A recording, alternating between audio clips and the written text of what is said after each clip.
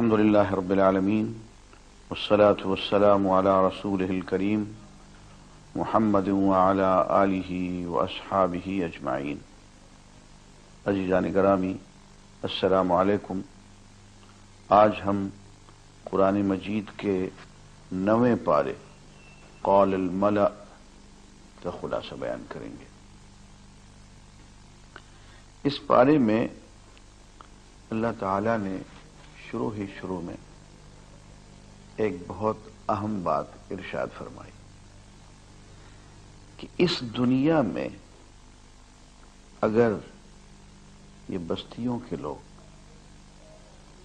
ایمان لے آتے، تقوی اختیار کرتے، تو ہم آسمانوں سے بھی زمین سے بھی ان کے لیے برکتوں کے دروازے کھول دیتے، رزق فراواں انہیں عطا کر دیتے.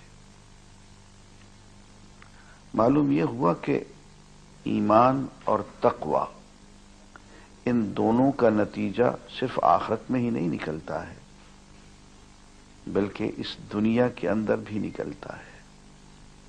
وَلَوْ أَنَّ أَهْلَ الْقُرَىٰ آمَنُوا وَاتَّقَوْا لَفَتَحْنَا عَلَيْهِمْ بَرَكَاتٍ مِّنَ السَّمَاءِ وَالْأَرْضِ. اور بستی والوں کا ذکر کیا. بستیوں کے لوگ عام طور پہ بیچارے غریب ہوتے ہیں. ہمارے یہاں ایک غلط تصور پایا جاتا ہے کہ اگر ہم اللہ والے بنے تو معاشی طور پہ پھانک ہو جائیں گے.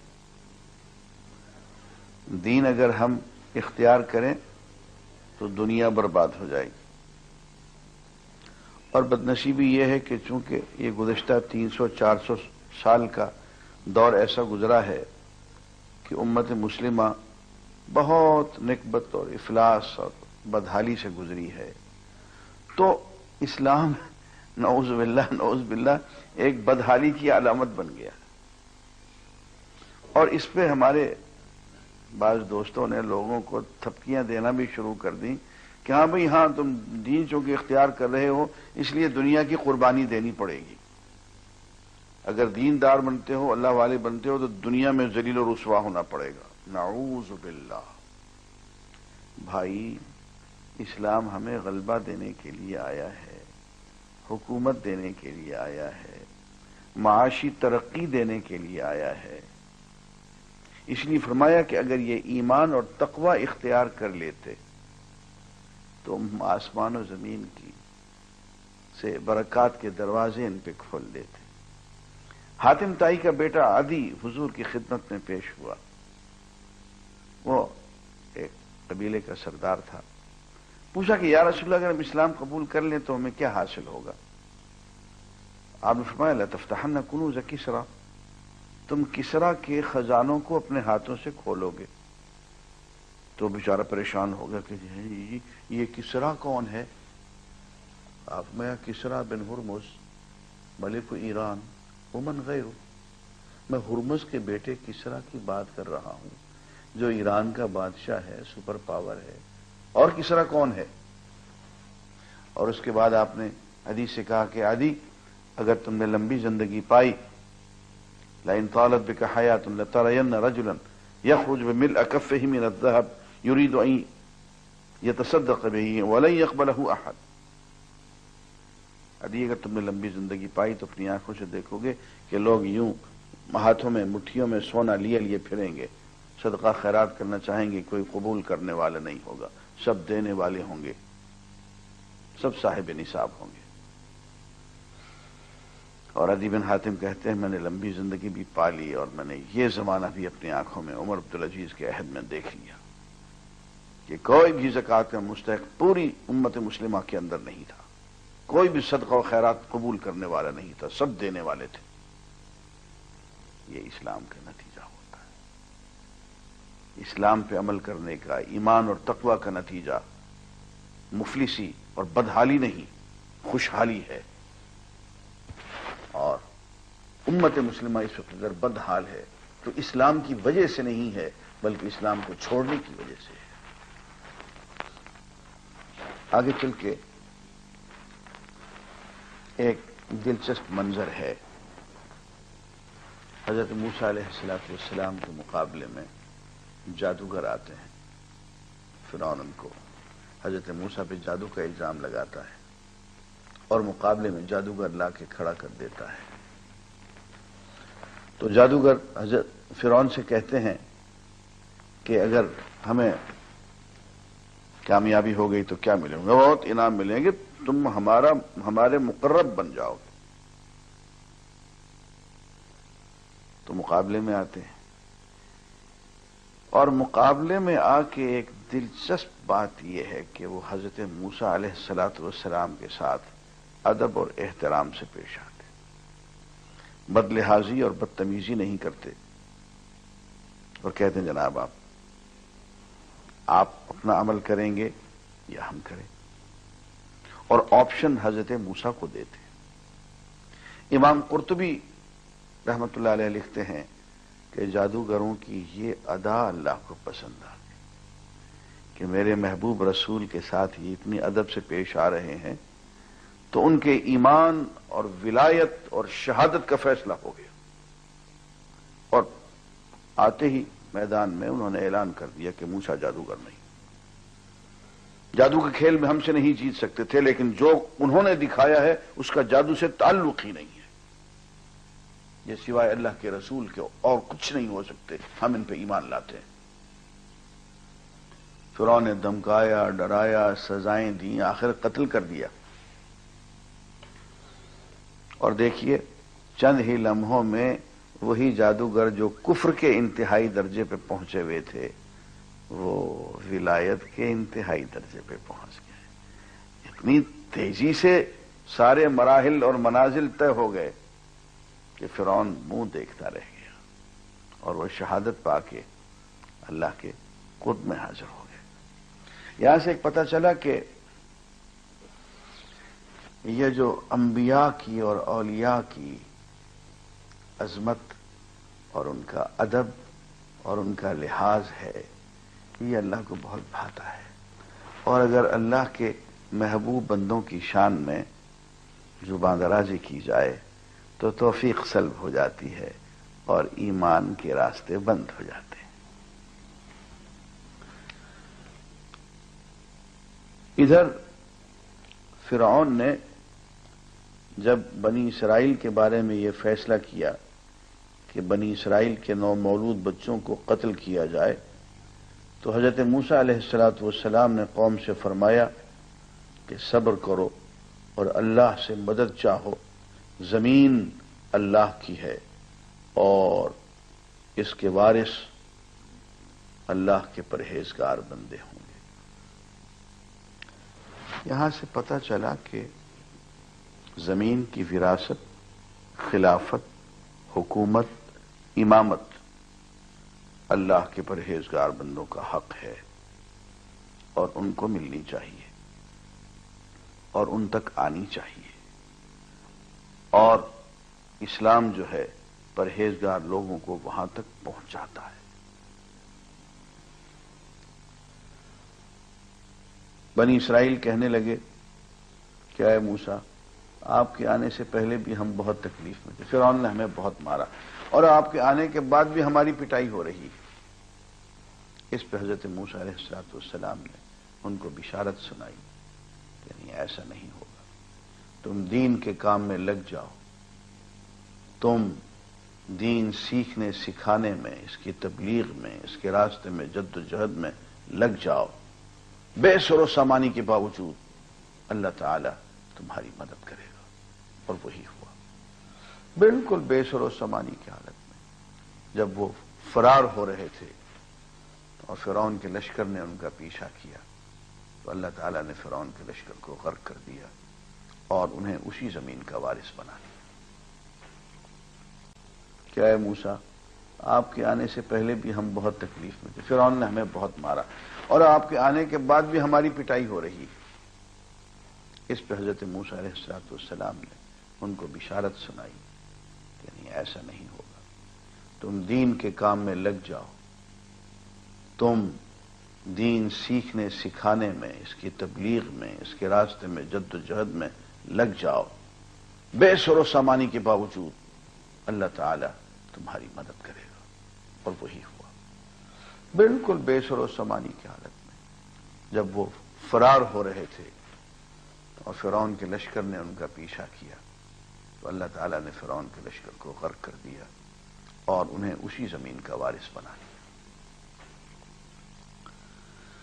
اچھا، جب یہ بچ بچا کے فرعون کے لشکر سے آگے کو نکل رہے تھے تو حضرت موسیٰ علیہ السلام کی اس قوم بنی اسرائیل کو ایک منظر نظر آیا کہ کچھ لوگ ہیں، انہوں نے عبادت گاہیں بنائی ہوئی ہیں اور ان عبادت گاہوں میں بڑے بڑے بت سجائے ہوئے ہیں اور وہ ان بتوں کے مجاور بنے بیٹھے۔ تو کہتے ہیں کہ ہمیں بھی ایسے ہی کوئی معبود گھڑ کے دے دیجئے، اے اللہ کے رسول، ہمارے لیے بھی کوئی ایسے ہی عبادت کی جگہیں ہوں، ہم بھی مجاور بن جائیں، ہمیں بھی لوگ آ کے چڑھاوے چڑھائیں۔ تو حضرت موسیٰ نے کہا کہ تمہارے دماغ سے، دل سے ابھی تک شرک کی بو باس ختم نہیں ہوئی، میں تو تمہیں وہاں سے نکال کے لا رہا ہوں، تم پھر اسی گمراہی میں پھنسنا چاہتے ہو، وہ فرعونیت کی وہ شکل، کیونکہ فرعون جو ہے ان مجاوروں کو کافی سرپرستی ان کی کیا کرتا تھا جہاں بت پرستی ہوا کرتی تھی۔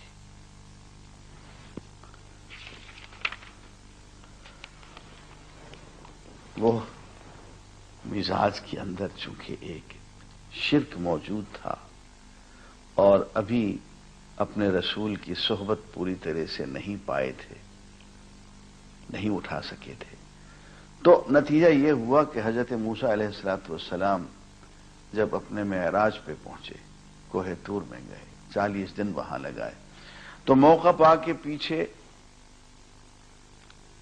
سامری ایک بڑا پتے باز قسم کا وہ ڈرامے باز تھا، اس نے اپنی روحانیت کا سوانگ رچایا اور اس نے گائے کے ایک بچڑے کی طلائی مورتی بنا لی اور کہا یہ تمہارا معبود ہے، اللہ کی ذات اس میں حلول کرائی ہے، اور کچھ اس نے ایسے چمتکار دکھائے کہ اس میں سے کوئی آواز آتی ہوگی یا کوئی ہوا گزرتی ہوگی تو اس کے خرخرا، کوئی ایسی اس نے الٹی سیدھی کارروائی کر کے دکھائی کہ لوگ پریشان ہو گئے، حیران ہو گئے کہ بھئی لگتا تو ہے کہ اللہ کی ذات اس گائے کے بچڑے کے اندر آ گئی ہے۔ حضرت موسیٰ علیہ السلام اپنے پیچھے اپنے بھائی حضرت ہارون علیہ السلام کو، جو وہ بھی نبی تھے، چھوڑ گئے تھے۔ حضرت ہارون علیہ السلام نے بہت روکا، بہت سمجھایا کہ بھائی اللہ کی ذات کہیں حلول نہیں کیا کرتی، وہ کسی گائے کے بچڑے میں یا کسی بت میں وہ نہیں آیا کرتی، نہیں مانے اور گائے کے بچڑے کی عبادت میں لگ گئے۔ اب جو حضرت موسیٰ واپس آئے اللہ سے کمانڈمنٹس لے کے، تعلیمات لے کے، وہ الواح اور تختیاں جن پہ کہ یہ سب کچھ لکھا ہوا تھا، تو تختیوں کو تو انہوں نے ایک طرف رکھا اور حضرت ہارون کی، اپنے بھائی کی پٹائی شروع کر دی کہ تمہارے سامنے یہ شرک ہوتا رہا، گوشالہ پرستی، بچڑے کی پوجا ہوتی رہی اور تم اس کو بند نہیں کر سکے۔ اب عزیزان گرامی، میں آپ کو دعوت فکر دے رہا ہوں کہ دیکھیے اللہ کے اس نبی نے کیا جواب دیا، اور وہ جو جواب یہاں لکھا ہوا اس کو پڑھ کے کلیجہ ہل جاتا ہے۔ کہتے یا ابن ام لا تأخذ بلحیتی ولا براسی، میری ماں کے بیٹے، میرے بھائی، نہ تو مجھے داڑھی سے پکڑ اور نہ سر کے بالوں سے پکڑ۔ انی خشیت ان تقول فرقت بین بنی اسرائیل ولم ترقب قولی، میں انہیں بند کر سکتا تھا، میں جبرن انہیں روک سکتا تھا، میں ان کے خلاف کارروائی بھی کر سکتا تھا، میں ان کو دین سے خارج بھی کر سکتا تھا، میں ان کو ایک علیحدہ فرقہ بھی قرار دے سکتا تھا، خارج از دین، کفار، کفر کا فتویٰ بھی دے سکتا تھا،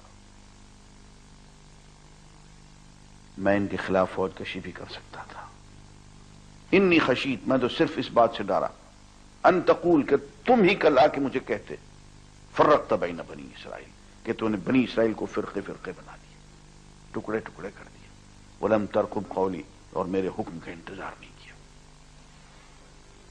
عزیزان گرامی، اگر اللہ کا ایک نبی اپنے سامنے بچڑے کی پوجا ہوتے ہوئے دیکھتا ہے، اس کو گوارا کر لیتا ہے، تفریقہ کو گوارا نہیں کرتا، فرقہ بندی کو اور ملت کے ٹکڑے ٹکڑے ہونے کے عمل کو گوارا نہیں کرتا ہے. آگے چل کے ہم ایک بہت ہی محترم بشان آیت کی طرف آ رہے ہیں، جس میں حضور اکرم صلی اللہ علیہ وآلہ وسلم کی ذات گرامی کے بارے میں یہ ارشاد ہے کہ دیکھو میرے یہ امی رسول تمہارے پاس آن پہنچے ہیں اور تم ان کی پیروی کرو. ان کا ذکر توریت میں بھی ہے اور انجیل میں بھی ہے. عزیزان گرامی، میں نے توریت اور انجیل کی 50 آیات اکٹھی کی ہیں. کبھی موقع ہوا تو انشاءاللہ پڑھ کے سناؤں. وہ 50 آیات ایمانداری کے ساتھ اگر پڑھی جائیں تو سوائے جناب ختم الرسل محمد الرسول اللہ صلی اللہ علیہ وسلم کی ذات گرامی کے علاوہ کسی اور شخصیت پہ وہ 50 آیات منطبق ہی نہیں ہوتی. 3-4 ابھی سنائے دیتا ہوں. فرمایا کہ وہ آئے گا، فاران کی چوٹی سے نمودار ہوگا، 10,000 مقدس انسانوں کا لشکر لے کے آئے گا، اللہ کے گھر کو بتوں سے پاک کرے گا، اس کے داہنی ہاتھ میں آتشی شریعت ہوگی اور وہ دنیا کو ظلم سے پاک کر دے گا، اجتماعی عدل کا نظام قائم کرے گا. ہاں، فرمایا ایک اور جگہ جب وہ آئے گا تو صحراؤں سے، سمندر کے جزیروں سے، پہاڑوں کی چوٹیوں سے، میناروں کی چوٹیوں سے اللہ کی تکبیر کے نغمے بلند ہوں گے. عزیزان گرامی، حضرت موسیٰ علیہ السلام سے لے کے اب تک کسی ایک شخص کا نام بتا دیں مجھے جس نے آ کے تو پوری دنیا میں اجتماعی عدل قائم کر دیا ہو، جو 10,000 کا لشکر لے کے آیا ہو اور اللہ کے گھر تک آیا ہو اور وہ بھی فاران کی چوٹیوں پہ اس نے اللہ کے گھر کو بتوں سے پاک کر دیا ہو. اگر یہ فتح مکے کا واقعہ نہیں ہے تو اور کیا ہے؟ اور یہ تکبیر کے نغمے کس نے بلند کیے ہیں؟ مجھے اس شخص کا نام بتاؤ. اگر جناب محمد الرسول اللہ صلی اللہ علیہ وسلم کی آمد کے بعد جو اذانیں بلند ہوتی ہیں جگہ جگہ سے، اگر یہ تکبیر کے نغمے نہیں ہیں تو پھر تکبیر کے نغمے کیا ہوتے ہیں؟ توریت میں ان کا ذکر ہے اور انجیل میں تو سبحان اللہ اس قدر ذکر ہے کہ پڑھتے پڑھتے روح وجد میں آ جاتی ہے. بات یہ ہے کہ انسان کی بد نصیبی یہ ہے کہ وہ اللہ کی مقدس کتاب کو صرف ایک تقدس کا ٹکڑا سمجھ کے اس کو لپٹا کے اس کو رکھ دیتا ہے، پڑھتا نہیں ہے. مسلمان ہیں وہ اپنے قرآن کے ساتھ یہی کچھ کر رہے ہیں. 1000 میں سے ایک آدمی نہیں ملتا ہے جس نے قرآن کو سمجھ کے پڑھا ہو، اور یہی حال ادھر بھی ہے. اہل کتاب کا بھی یہی حال ہے. انہوں نے بھی توریت کو، انجیل کو، زبور کو آنکھیں کھول کے نہیں پڑھا. اگر وہ آنکھیں کھول کے پڑھتے تو حضور اکرم صلی اللہ علیہ وسلم کے قدموں میں آ جاتے. اور آگے چل کے ہم آیت نمبر 160 میں دیکھتے ہیں، فرماتے ہیں کہ ایھا الناس انی رسول اللہ الیکم جمیعا، اے لوگو میں تم سب کی طرف رسول بنا کے بھیجا گیا ہوں. دیکھیے حضور اکرم صلی اللہ علیہ وسلم کی تشریف آوری سے پہلے جتنے بھی انبیاء تھے، رسول تھے، وہ اپنے اپنے علاقے کے تھے. لیکن یہ جناب حضور اکرم صلی اللہ علیہ وسلم کی رسالت ہے جس کے بارے میں اعلان فرمایا کہ یہ پوری انسانیت کے لیے اور ہمیشہ کے لیے، گورے کے لیے، کالے کے لیے، زمان و مکان کی قید سے آزاد، یہ رسالت اور یہ دین آفاقی ہے، یونیورسل ہے۔ اور یہ فرمایا کہ وہ لوگ جو اس کو قبول نہیں کر رہے، وہ اس لیے قبول نہیں کر رہے کہ لہم قلوب لا یفقہون بها، دل ہے سمجھ سے کام نہیں لیتے، اعین ولہم اعین لا یبصرون بها، آنکھیں ہیں کھول کے دیکھتے نہیں، ولہم آذان لا یسمعون، کانے ہیں سنتے نہیں ہیں، عبرت کی سنائی سنتے نہیں ہیں، اولئک کالانعام، جانوروں کی طرح، بل ہم اضل، جانوروں سے بھی زیادہ گمراہ، زندگی کو کبھی سنجیدگی سے انہوں نے لیا ہی نہیں۔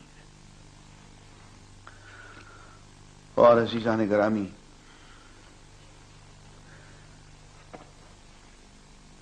آیت نمبر 188 میں صرف ترجمہ ہی پڑھ دیتا ہوں۔